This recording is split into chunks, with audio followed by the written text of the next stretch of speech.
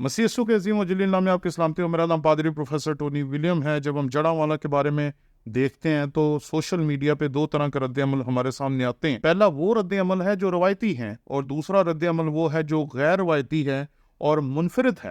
جب ہم روایتی رد عمل کی بات کرتے ہیں تو بہت سارے لوگ سوشل میڈیا پہ ابھی تک یہی بات کر رہے ہیں کہ وہاں ہمارے لیے کچھ نہیں کیا گیا، وہاں ہمارے لیے کوئی بہتری نہیں پیدا کی گئی، وہاں جو بھی گئے انہوں نے کیا کیا۔ پہلے تو ابھی تک بہت سارے لوگ سوشل میڈیا پہ ایسے ہیں جیسے وہ آنکھیں بند کر کے بیٹھے ہوئے ہیں۔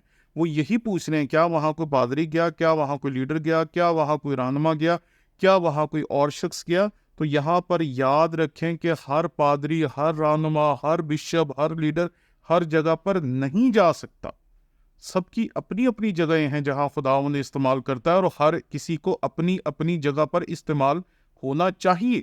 ہر ایک سے یہ توقع کرنا کہ اب یہاں فلاں بشپ نہیں آیا، اب یہاں فلاں لیڈر نہیں آیا، اب یہاں فلاں M N A M P A نہیں آیا، یہ ڈیمانڈ کرنا درست نہیں ہے۔ ہر ایک کو خدا فرق جگہوں پر استعمال کرتا ہے۔ ہر ایک کو اپنی اپنی جگہ پر رہ کر اپنا اپنا کردار مثبت اور مؤثر طور پر ادا کرنے کی ضرورت ہے۔ جڑاوالا کے واقعے کی طرف سب سے پہلے جس شخص نے ساری دنیا کی توجہ دلائی وہ ٹویٹ تھی۔ دراصل ہمارے جو بشپوں کے رہنما ہیں یا جو بشپوں میں سے ماڈریٹر بشپ ہیں، بشپ آزاد مارشل صاحب، ان کی ٹویٹ تھی جس نے پوری دنیا کی توجہ اپنی طرف کھینچی، اور اس کے بعد ساری دنیا کا میڈیا جو تھا اس نے اس خبر کو کور کرنا شروع کر دیا۔ اس سے پہلے کسی کو پتا بھی نہیں تھا کہ یہ سب کچھ ہو رہا ہے۔ تو ان کا جو کردار ہے وہ اپنی جگہ بہت پاورفل ہے جو انہوں نے ادا کیا۔ اس کے بعد جب ہم دیگر رہنماؤں کو دیکھتے ہیں تو ہر کوئی اپنا اپنا کردار جو ہے وہ درست طور پر ادا کر رہا ہے۔ اگر ہمیں کسی کا کردار سمجھ نہیں آ رہا، اگر ہمیں کسی کا کردار نظر نہیں آ رہا،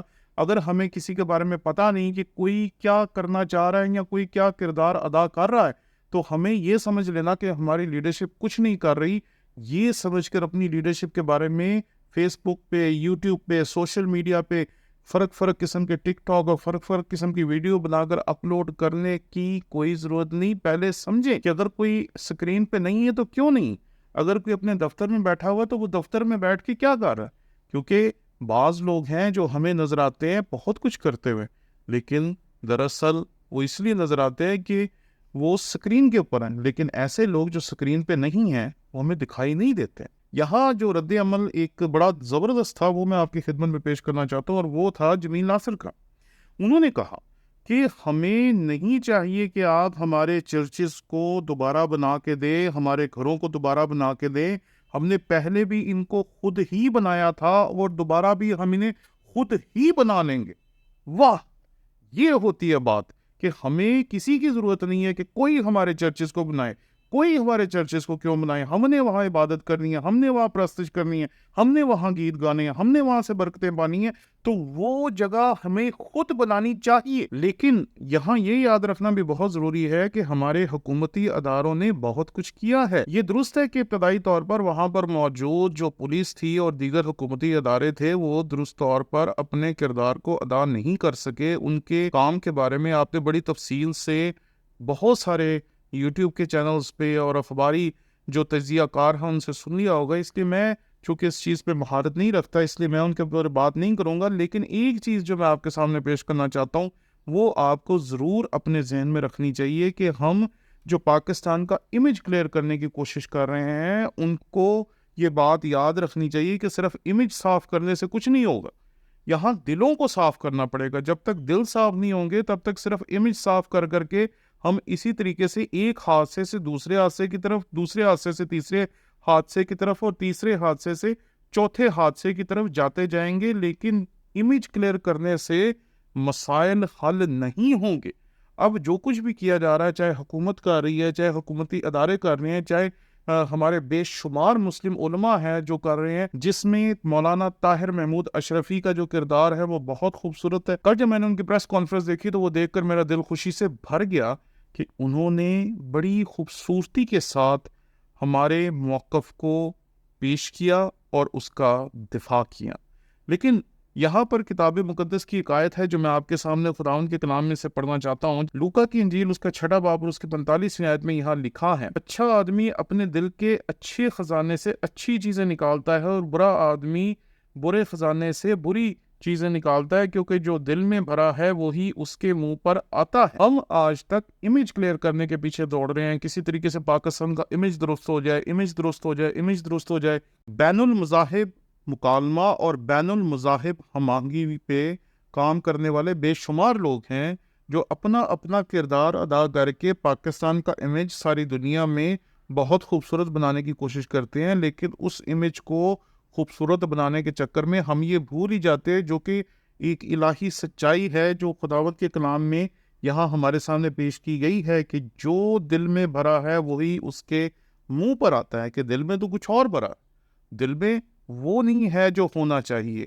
دل میں اگر سچائی ہوگی، خالص پن ہوگا، محبت ہوگی، دوسروں کی خدمت کرنے کا جذبہ ہوگا۔ آج ایک شخص مجھے بتا رہا تھا کہ پوری دنیا کا جو میڈیا اس وقت ایک ہی بات کر رہا ہے کہ پاکستانی مسیحی نہیں بلکہ پوری دنیا کے مسیحی جو ہے یہ لوگوں کی خدمت کرنے کا جذبہ اپنے اندر بنیادی طور پہ رکھتے ہیں، یعنی کہ ہمارے دلوں کے نیہا خانوں میں یہ چیز لکھی ہوئی ہے کہ ہم نے دوسروں کی خدمت کرنی ہے، دوسروں کی بہتری کے لیے کام کرنا ہے، دوسروں کے لیے کچھ کرنا ہے، اور اس کام میں ہم لگے ہوئے ہیں۔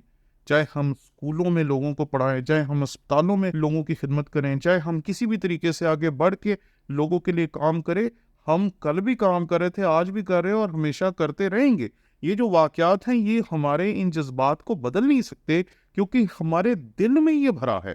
مسیح نے ہمیں یہ تصور دیا کہ ہمیں دوسروں کی خدمت کرنی ہے۔ تو میں یہ آپ کی خدمت میں عرض کرنا چاہتا ہوں کہ ہمیں نہ صرف پاکستان کا امیج کلیئر کرنے کی کوشش کرنی چاہیے بلکہ اس کے ساتھ ساتھ لوگوں کے دلوں کو بھی صاف کرنے کی کوشش کرنی چاہیے۔ جب لوگوں کے دل صاف ہو جائیں گے تو پھر ایسے واقعات دوبارہ رونما نہیں ہوں گے۔ میں آپ کے سامنے نگران وزیر اعلیٰ محسن نقوی کے جو اقدامات ہیں ان کو پیش کرنا چاہتا ہوں۔ سب سے پہلے وہ شخص جس کی وجہ سے یہ تمام جھگڑا شروع ہوا، جس نے جا کے اہل اسلام کو جوش دلایا، جس نے لوگوں کو گمراہ کیا، جس نے لوگوں کو جذباتی کیا، جس نے لوگوں کو تیار کیا کہ وہ یہ سب کچھ کریں، اس کو گرفتار کر لیا گیا۔ اس کے بعد آج نگران وزیر اعلیٰ محسن نقوی صاحب نے بین المذاہب ہم آہنگی کا ایک اجلاس منعقد کیا، اور اس اجلاس کے دوران انہوں نے واضح طور پر بتایا کہ 3-4 دنوں میں جو بھی نقصانات ہوئے ہیں لوگوں کے گھروں کے، چرچز کے، عبادت گاہوں کے، وہ تمام نقصانات کو 3-4 دنوں میں پورا کر دیا جائے گا۔ تمام نقصان پورا ہو جائے گا، تمام چیزوں کو ریکور کیا جائے گا، تمام چیزوں کو ٹھیک کیا جائے گا۔